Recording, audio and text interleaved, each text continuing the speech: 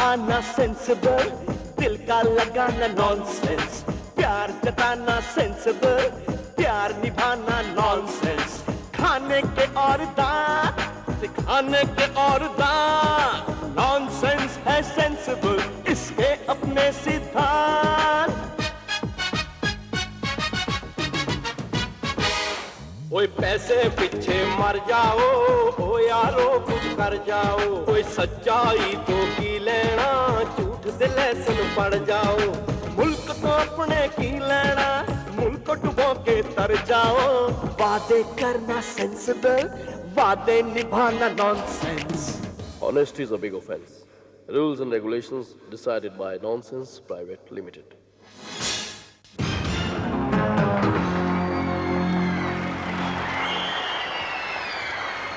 Welcome to Nonsense Private Limited. एक छोटी बच्ची घर आकर अपनी मम्मी से शिकायत लगाती है, मम्मी आज टीचर ने मुझे ऐसे काम के लिए सजा दे दी जो मैंने किया ही नहीं था। मम्मी भड़क पड़ी, मैं जाकर टीचर से मिलूंगी, उसकी शिकायत प्रिंसिपल से लगाऊंगी।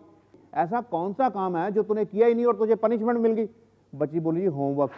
अगर कोई बच्चा होमवर्क नहीं करता उसे सजा मिलनी चाहिए, लेकिन अगर बच्चे को बहुत सा होमवर्क मिल जाए जो किया ही ना जा सकता हो तो सजा मेरे ख्याल टीचर को भी मिलनी चाहिए, या फिर सजा मिलनी चाहिए पेरेंट्स को जो बच्चे का होमवर्क कराने के बजाय पार्टियों में इधर उधर घूमते रहते हैं। लेकिन अब पेरेंट्स बेचारे भी क्या करें, सारे सब्जेक्ट तो बच्चे को पढ़ा नहीं सकते। किसी की केमिस्ट्री कमज़ोर होती है और किसी की हिस्ट्री। हिस्ट्री एक ऐसा सब्जेक्ट है जो मुझे हमेशा डराता रहा है।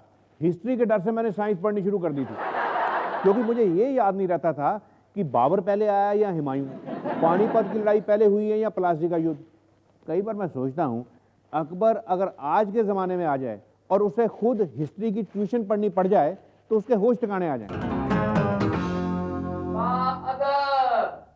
बुलाएगा, होशियार, बादशाहों के बादशाह, बादशाह सलामत अकबर हिस्ट्री की ट्यूशन पढ़ने आ रहे हैं। तो यार क्या बात लगा रखी है, आपके बादशाह सलामत रोज आधा घंटा लेट हो जाते हैं ट्यूशन के लिए।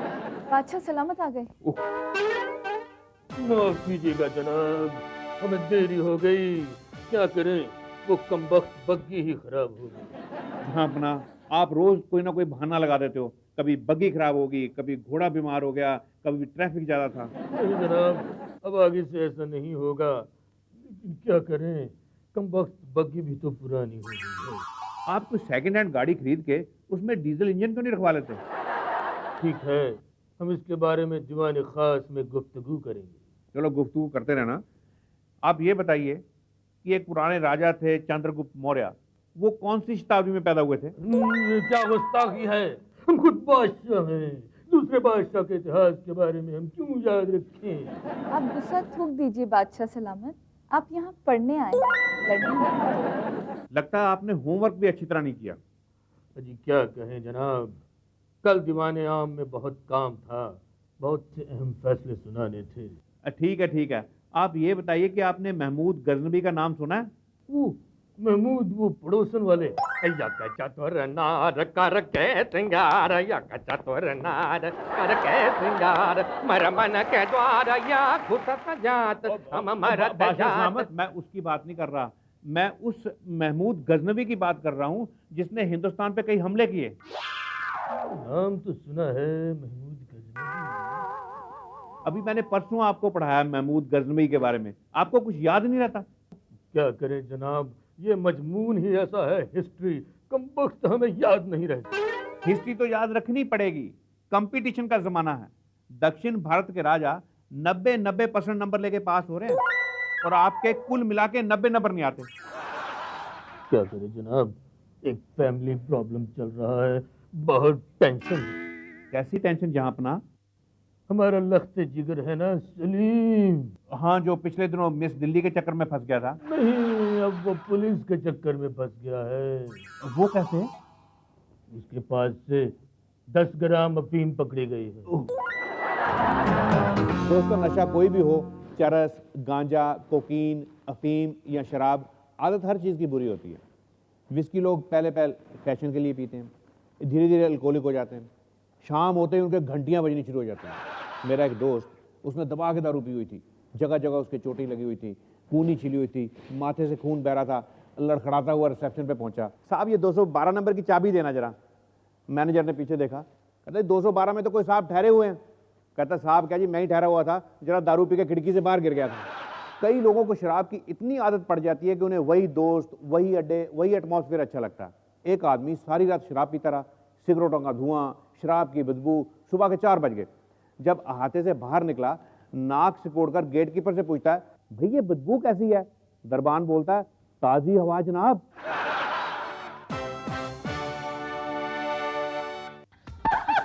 Hot outside. आज तो मजा। हाँ वेटर ऑर्डर लिखो। 3 इडली सांभर, 2 डोसा और 1 वड़ा पाव, 1 मिसल पाव, 1 और मेरे लिए एक लोकल चीज सैंडविच और तुम्हारे लिए 1 ऑरेंज जूस प्लीज।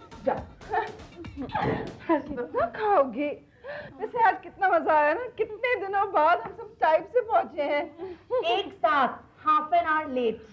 कोई बात नहीं, लेडीज और ट्रेन का आधा 1 घंटा लेट होना चलता है। लेकिन क्या करे, इतना पॉपुलेशन जो है, अरे गाड़ी में बैठने की जगह नहीं मिलती और गाड़ी चलाने के लिए भी जगह नहीं मिलती। दोनों बढ़ गए, पोल्यूशन भी और पॉपुलेशन भी। थैंक गॉड इसमें मेरा कोई कंट्रीब्यूशन नहीं है। No husband, no children. तो तुम्हें क्या लगता है मेरी क्रिकेट टीम है? 1 हस्बैंड, 1 मैं और 1 बच्चा। वैसे मैं सोच रही हूँ ना, मैं अपने सोशल वर्क के लिए यही टॉपिक सिलेक्ट करूँ, चाइल्ड बर्थ के नुकसान। अपना बच्चा ले जाना मत भूलना। हाँ? अरे नहीं नहीं, अपनी फिगर जो दिखानी है, लोगों को एजुकेट करूँ ना कि चाइल्ड बर्थ के बाद एक अच्छी खासी पतली दुबली लड़की का, लड़की लेडी, ओके, फिगर का क्या हाल होता है? बहुत खराब हो गई है। वैसे गवर्नमेंट को 10 साल के लिए शादियों पर बैन लगा देना चाहिए। जिस घर में भी शहनाई की गूंज सुनाई दे, उसे 10 साल के लिए अंदर कर देना चाहिए। तो फिर नर्सिंग होम्स का क्या होगा? वहाँ नर्सेज रहेंगी डार्लिंग। तो डॉक्टर्स कहाँ जाएंगे? ऑब्वियसली जहाँ नर्सेज जाएंगी। इससे देश की पॉपुलेशन की प्रॉब्लम तो सॉल्व हो जाएगी, लेकिन डॉक्टर्स और नर्सेज, समाज की पॉल्यूशन का क्या होगा? अरे पोल्यूशन से याद आया, आजकल तो इतना पोल्यूशन है शहर में। ओहो, घर से निकलो, फेस की सफेदी, I mean, फेस की रौनक ही चली जाती है। बिल्कुल सही कह रही हो तुम। सुबह निकलो तो बिल्कुल अमेरिकन ब्यूटी की तरह ग्लो करता है और शाम तक बिल्कुल अफ्रीकन ब्यूटी बन जाता है। वैसे तुम मेरे हस्बैंड को बहुत देखती रहती हो ना? ओह नो, यही कंप्लेंट मैं तुमसे करने वाली थी। तो की क्यों नहीं? मैंने बोला तो तुमने बोला। अरे तुम्हारा हस्बैंड है ही क्या? हर 6 महीने के बाद सस्पेंड होकर घर में बैठ जाता है। बैठ जाओ। उसी ड्यूरेशन में तुम मेरे घर ज्यादा आती रहती हो। एक मिनट, वैसे चैम्प्स, मैंने सुना है कि तुम मेरे हस्बैंड की बहुत तारीफ करती हो। वैसे वो है ही तारीफ के काबिल। अच्छा, हाउ डू यू नो? जिस आदमी की तुम बुराई करती हो वो तारीफ के काबिल ही होगा ना। एक रात उसके साथ, वो मेरा मतलब है एक दिन उसके साथ गुजारो ना, तो पता चलेगा। What nonsense! मन में जो आ रहा है बोली जा रही हो। दिमाग में पॉपुलेशन भरा है। पोल्यूशन? हाँ, पोल्यूशन तो भरा ही हुआ है ना, तभी तो जो दिमाग में आता है वो बोलते जा रहे हैं। वैसे मैं सोच रही हूँ ना कि मैं अपने सोशल सर्विस के लिए ना यही टॉपिक सिलेक्ट करूँ, पोल्यूशन हटाओ आंदोलन। कैसा रहेगा मिस सहारनपुर? हमारे सहारनपुर में पोल्यूशन नहीं होता। अच्छा, तभी वहाँ की लड़कियाँ इतनी सुंदर होती हैं, है ना? Oh my God, thank you so much. इतनी सुंदर होती है कि उनकी शादी ही नहीं होती। अगर शादी नहीं होती तो क्या हुआ, कम से कम तुम दोनों की तरह पॉपुलेशन तो नहीं बढ़ाती। As usual, अंगूर खट्टे हैं।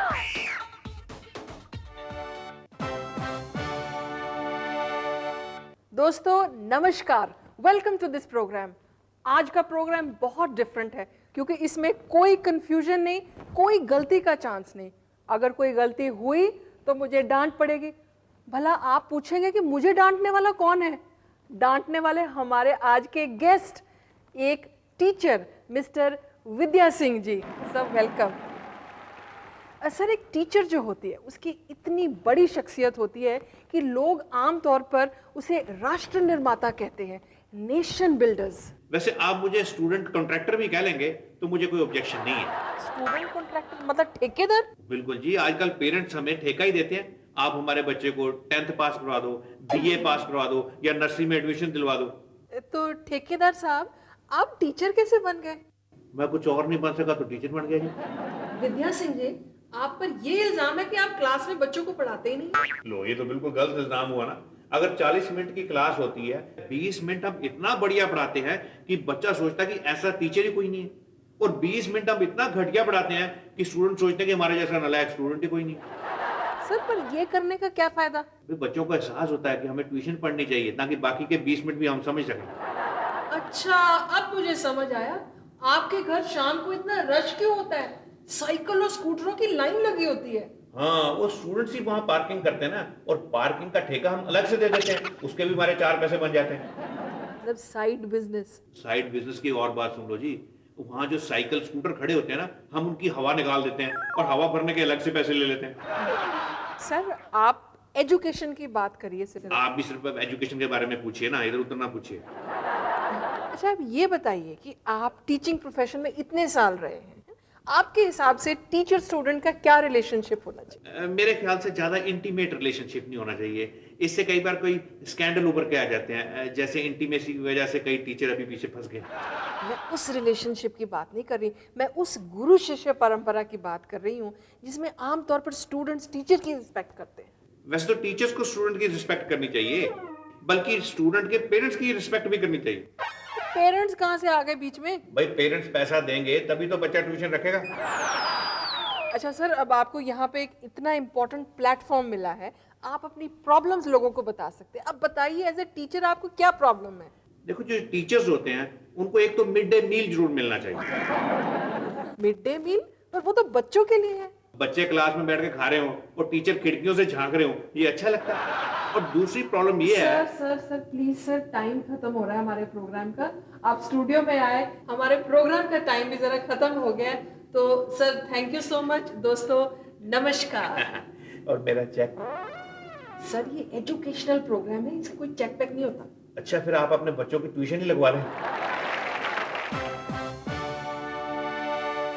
आज से जो सप्ताह शुरू होने जा रहा है वो एजुकेशन से संबंधित लोगों के लिए बहुत ही महत्वपूर्ण है, क्योंकि 50% लोगों को इससे फ़ायदा भी हो सकता है और 50% लोगों को इससे नुकसान भी हो सकता है। जो स्टूडेंट्स 3 साल से पास नहीं हो रहे, उन्हें खुशखबरी मिलने की उम्मीद है, यानी कि पेपर लीक हो सकते हैं। लेकिन कुछ अध्यापक ऐसे भी हैं जिनके 5वें घर पर राहु और केतु की क्रूर दृष्टि है। ऐसे टीचरों की ट्यूशनें भी छिन सकती हैं, यानी कि कारोबार ठप होने की उम्मीद है। घबराइए नहीं, उपाय नोट करिए। 21 विद्यार्थियों की पेंसिलें चोरी करके उसमें से सिक्का निकाल लीजिए और खड़े पानी में डबो दीजिए, यानी कि विसर्जन कर दीजिए। आपकी ट्यूशनें डबल हो जाएंगी। Hello hello. हाँ जी, क्या सवाल है आपका? वो सवाल क्या कहा गया जी? आपने कहा था कि आपका लड़का बहुत बड़ा बनेगा। अच्छा, उसका कद छोटा रह गया? नहीं जी, आपने कहा कि बहुत बड़ा इंसान बनेगा वो। ओए, बड़ा आदमी तो बन ही जाएगा, लेकिन जो हमने उपाय बताया था वो आपने उपाय किया था? हाँ जी, उपाय किया जी हमने। आपने कहा था कि स्कूल की लाइब्रेरी में जाकर जड़ों को पानी दो। अच्छा। तो वो पानी दे रहा था जी, उसको करंट पड़ गया वहां पे। इम्तिहान में वो नकल करते पकड़ा गया, यूएमसी बन गई उसके ऊपर। कोई बात नहीं जी, अगर नकल मारता पकड़ा गया है, बड़ा आदमी तो फिर भी बन जाएगा। वो कैसे जी?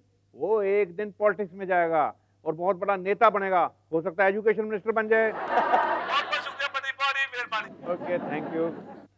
दोस्तों, इसी के साथ हमारी इस हफ्ते की भविष्यवाणी खत्म हुई। अगले हफ्ते फिर मिलेंगे नई भविष्यवाणी के साथ। ये जो आप घड़ी देख रहे हैं, ये देखने में बड़ी साधारण घड़ी लगती है, लेकिन ये बड़ी खास किस्म की घड़ी है। म्यूनिसिपैलिटी के हज़ारों इंजीनियर्स ने हज़ारों घंटे काम करके इसे इन्वेंट किया है, इसे डिज़ाइन किया है, इसे बनाया है। अब आप पूछेंगे कि इसकी खासियत क्या है। ये दोपहर से पहले 1 घंटा स्लो चलती है और दोपहर के बाद 1 घंटा फास्ट चलती है। मतलब कि लोगों की घड़ियों में जब 10 बजते हैं तो इसमें 9 बजते हैं, यानी कि एक क्लर्क बादशाह 1 घंटा लेट पहुंचने के बाद भी टाइम पे है। जब लोगों की घड़ियों में 4 बजते हैं तो इसमें 5 बज जाते हैं, यानी कि दफ्तरों के बंदे 1 घंटा पहले घर जा सकते हैं। मान लो कोई ऑफिसर अपना सामान समेट के 4 बजे घर जा रहा है, इतने में कोई बंदा आ गया काम के लिए, कहता भाई साहब अब तो कल आना, अब तो छुट्टी का टाइम हो गया। कहता छुट्टी का टाइम? मेरी घड़ी में तो 4 बजे हैं। भाई, हमने आपकी घड़ी के हिसाब से काम थोड़ा करना है, इस घड़ी के हिसाब से काम करना है। Nonsense Private limited standard.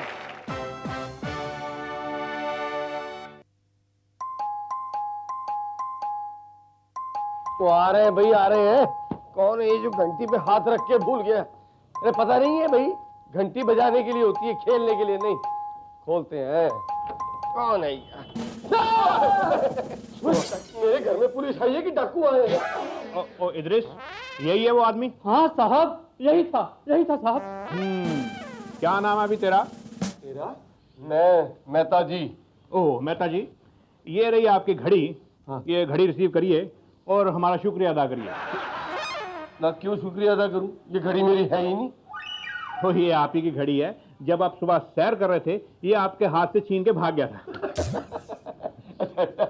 ना मैं तो सैर सुबह करता ही नहीं हूँ, और ये घड़ी कभी मैंने हाथ में पहनी नहीं है, तो फिर कब सुबह सैर करते ये घड़ी मेरे हाथ से छीन के ले आई है?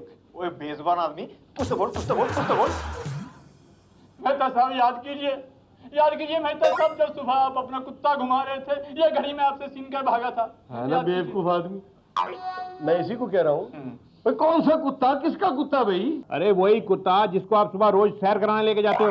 जब सैर करवाते हो तो ये नहीं पता चलता कि कुत्ते को आप घुमा रहे हो या कुत्ता आपको घुमा रहा है। आप कहना क्या चाहते हैं कि समझ में नहीं आता कौन क्या है?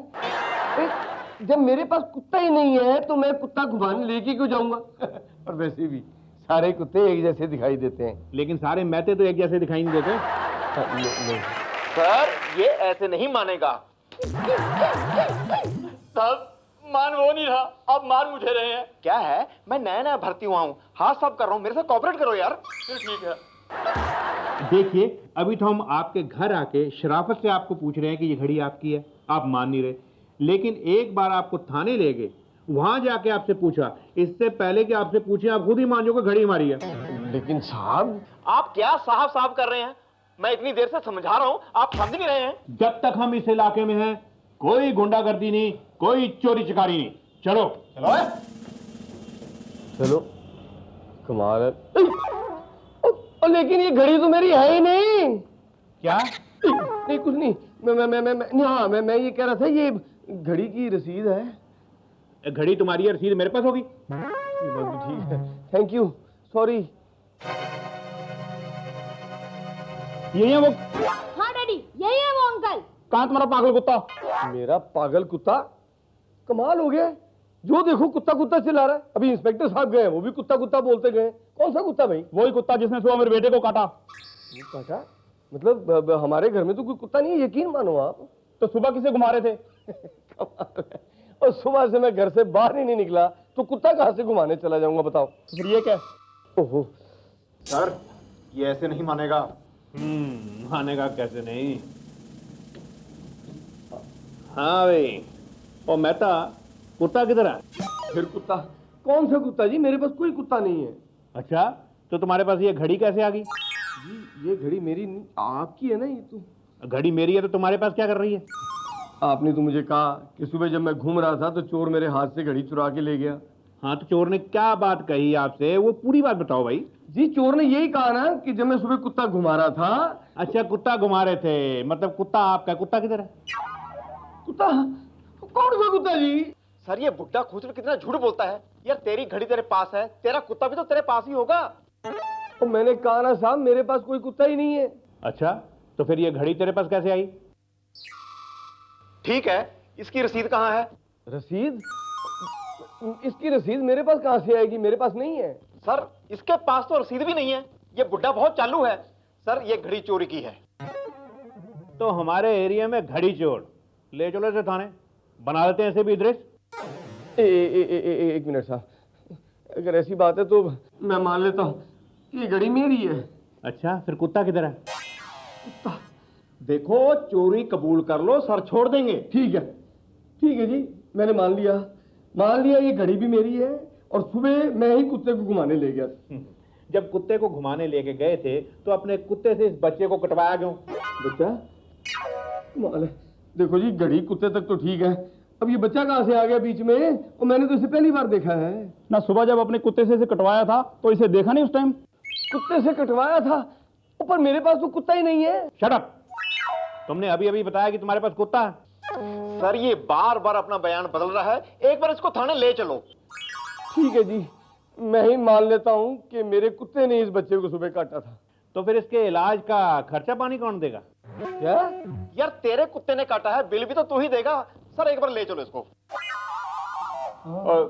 भाई इलाज पे खर्चा कितना आया बच्चे के? सर वो 3000 बिल है? हाँ जी। वेरी गुड, लो अभी 3000 निकालो। लेकिन 3000 रुपए मैं क्यों दूंगा? सर एक बार ले चलो इसको। चलो भाई चलो। नहीं ठीक है जी, ठीक है, मैंने मान लिया, ये घड़ी भी मेरी है, कुत्ता भी मेरा ही था, अब ये बिल भी मेरा ही हो गया है। 3000 रुपए लेके हाँ जल्दी लाओ जरा। हेलो, क्या मोनू को मिसेस पारिक के कुत्ते ने काटा? हाँ भाई ये पहले पैसे पकड़ लो अपने। हाँ अब बताओ क्या बात है? सर वो एक मिस्टेक होगी, मोनू को मिसेस पारिक के कुत्ते ने काटा है, इनके कुत्ते ने नहीं। अच्छा तो फिर ये पैसे को पकड़ लिया? आपने पकड़ा दिए। पैसे पकड़ा दिए? तुम्हें पता है तुमने पुलिस का कितना टाइम बर्बाद किया? 6000 का तो तुमने टाइम ही बर्बाद कर दिया हमारा। सर इसको थाने ले चलते हैं, वहां वसूल लेंगे। चलो चलो ले चलो। सर मैं 3000 और देता हूँ सर, यही निपटा लो सर। ओ इंस्पेक्टर साहब को रिश्वत देते हो, वो भी डायरेक्ट? उसे पकड़ो। सर माफ कर दो सर। हाँ चलो माफ कर दिया, केस सॉल्व हो गया और आपकी घड़ी मिल गई है। ओके, घड़ी तो मैं कब से कह रहा हूँ, ये मेरी है ही नहीं। नहीं है तो फिर पकड़ी क्यों ये हाथ में है? चलो भाई। शुक्र है भाई, लेकिन मेरे 3000 रुपए। आपको ये प्रोग्राम कैसा लगा? जैसा भी लगा, किसी से बात करने की जरूरत नहीं है, अपने आप तक रखिए। अगले हफ्ते फिर मिलेंगे इसी प्रोग्राम में, यानी कि नॉनसेंस प्राइवेट लिमिटेड।